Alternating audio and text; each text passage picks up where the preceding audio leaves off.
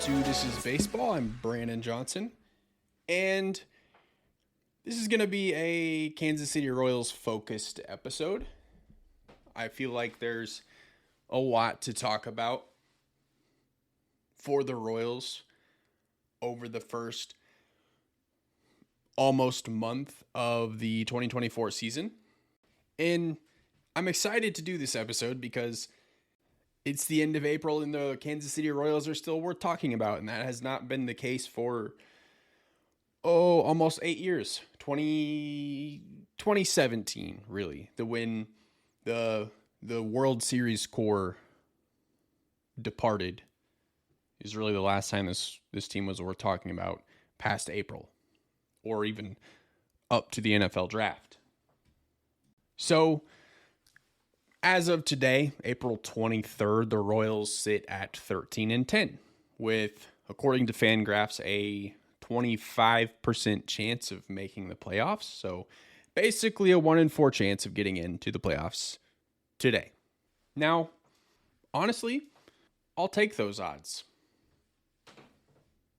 Obviously, 25% chance doesn't look that great, but when you look at the Royals from 2023, and it took them till the middle of May to win as many games as the Kansas City Royals of 2024 have already won.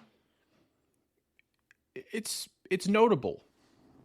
So, significant improvement from 2023 to 2024. So, what's different? Well, the short answer is basically everything.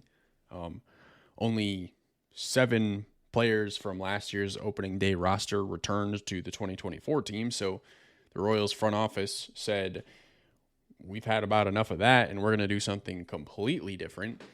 But let's break it down. So starting with the offense, the lineup, most of the hitters that you need to be producing are doing exactly that. Salvador Perez, the veteran on the team, the one player on offense that has a World Series championship and obviously has been with the Royals the entirety of his career, is producing at a very high level. Currently batting .341, on base percentage 400, OPS of 998. Doing everything you want your veteran catcher to be doing at the plate.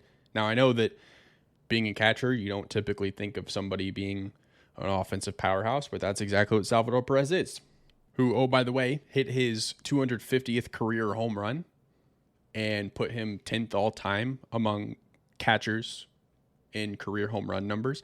Mike Piazza is at the top with 399. Salvador Perez is just behind Jorge Posada.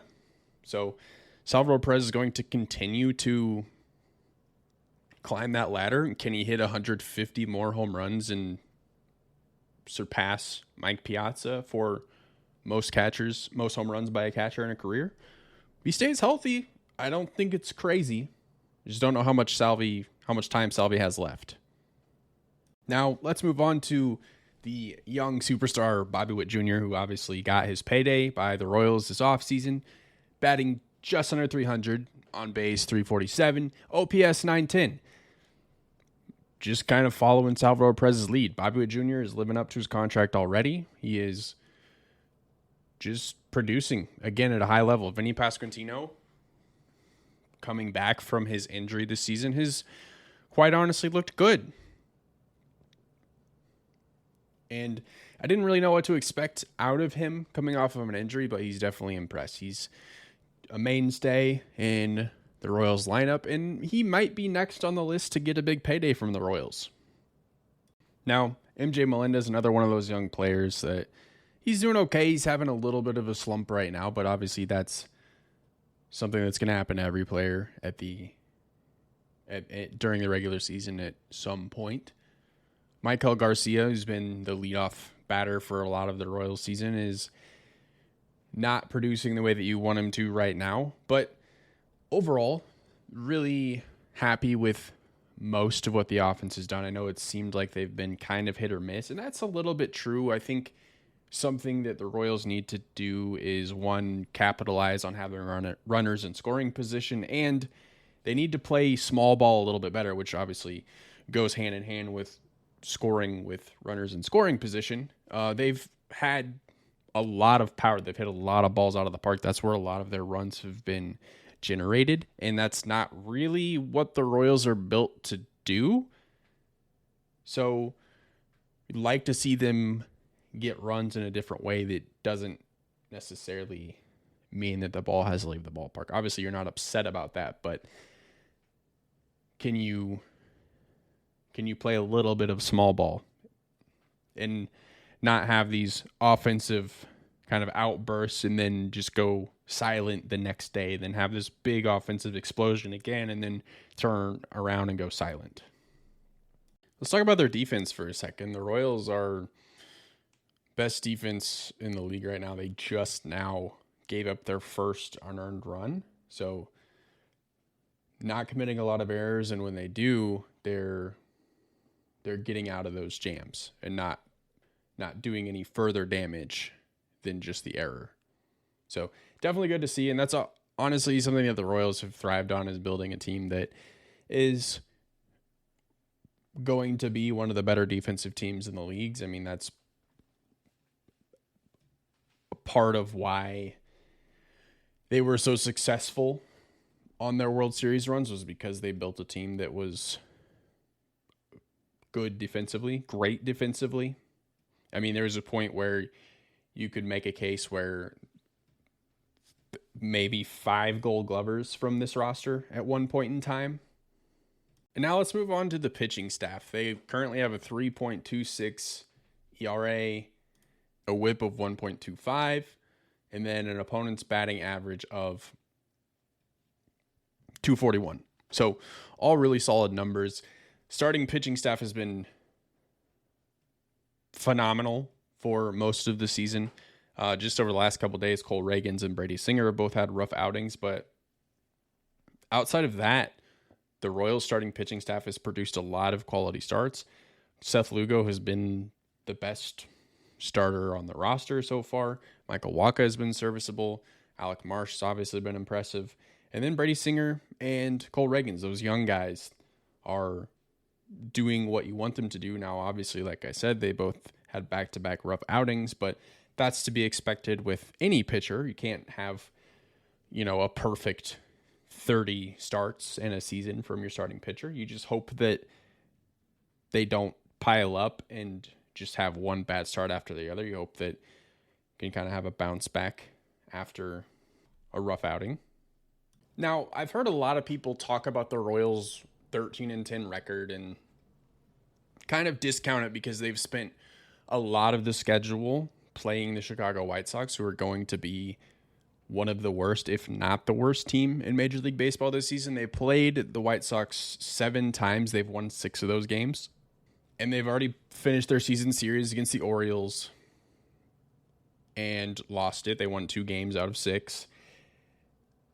I think it's unfair to discount the Royals' early season success and say, well, their schedule has been a little bit beneficial for them. Well, honestly, if you look at it, it hasn't been. They play 1, 2, 3, 4, 5 series, 6 series, in the first month of the season that are against playoff teams. The only teams that they're playing that aren't are the White Sox and the Tigers. But other than that, it's been an incredibly tough schedule, and the Mets are in that as well. But I think if you look at the Royals against the White Sox, clearly a bad team. We all know that. The Royals beat up on the White Sox. I think good teams beat bad teams. Good teams aren't going to lose to bad teams. And I think that's what the Royals are doing here. When you get to the end of a season, let's say the Royals win 84 games, but the majority of those games are won against non-playoff teams or teams that maybe weren't as good as teams that the Royals lost to. You don't get discounted for that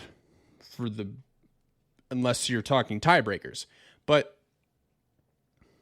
I think honestly, good teams make a living off of cleaning up against bad teams. If you're a good team in a terrible division, looking at you, the Dodgers, you have a lot of games against 4 teams that are honestly pretty bad. Now, excluding last season, but point still stands. Like, you're going to have maybe an easier schedule technically, because you get to play the same teams that aren't as good more often than other teams. So I just think, number one, with a balanced schedule, everybody plays everybody, but I don't think that we can sit here and go, oh, well, they beat the White Sox, so is it really for real? Like, right now, yes, it is. 13-10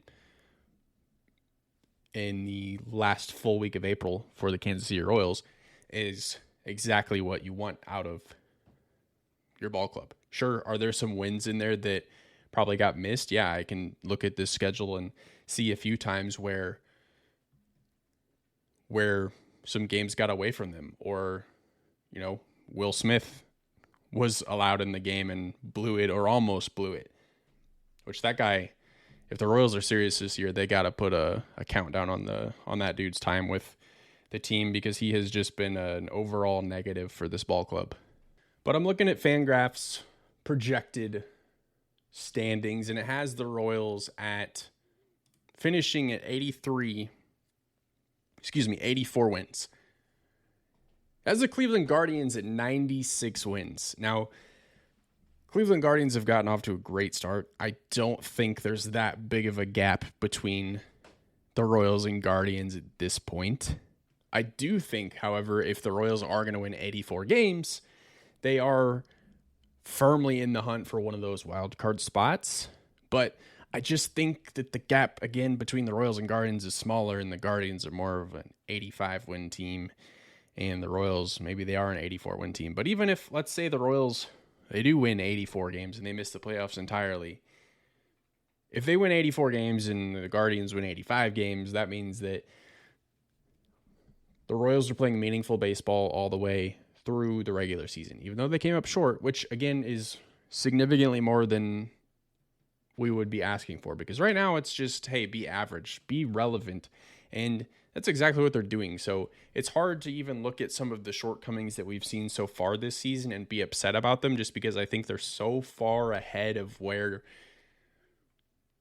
we thought they were going to be this season, just given the recent history and really a lot of unknowns on this roster coming into this season of how are the new acquisitions and members of the roster going to mesh with a team that has just really only seen losing baseball over the last 6, 7, 8 seasons. And, particularly last year where they lost 106 games and were just horrendous from the word go.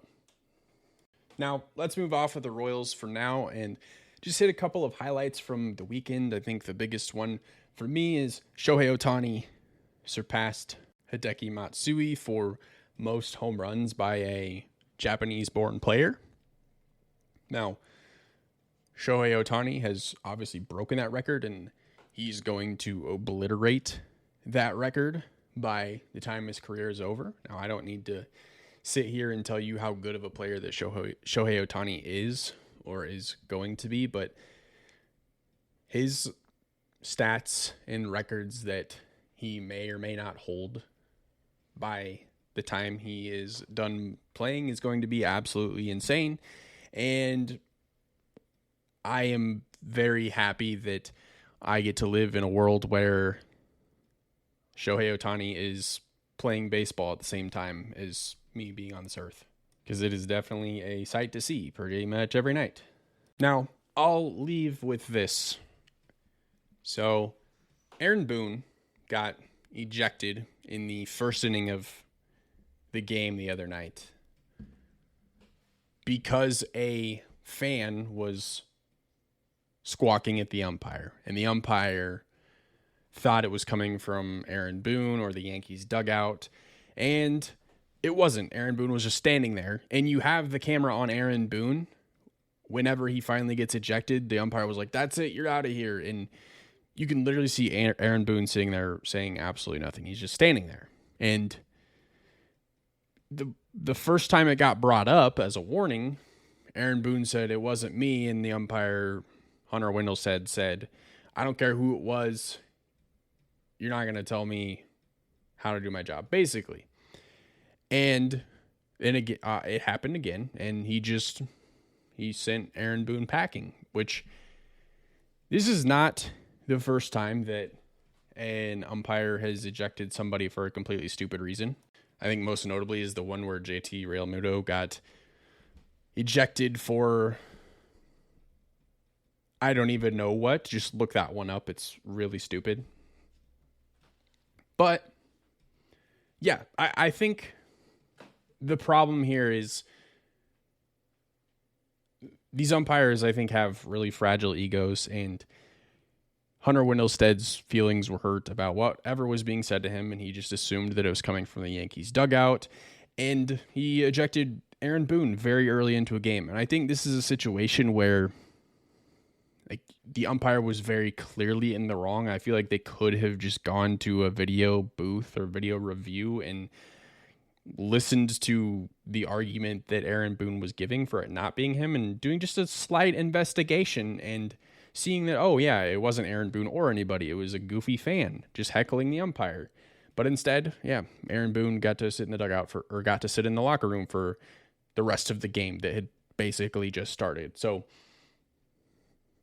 do better. Major League Baseball umpires, I know that's a tall task because they don't really do a whole lot right. But we'll get there eventually. Now, that is all I have for this week. Thank you so much for listening. I will catch you next time.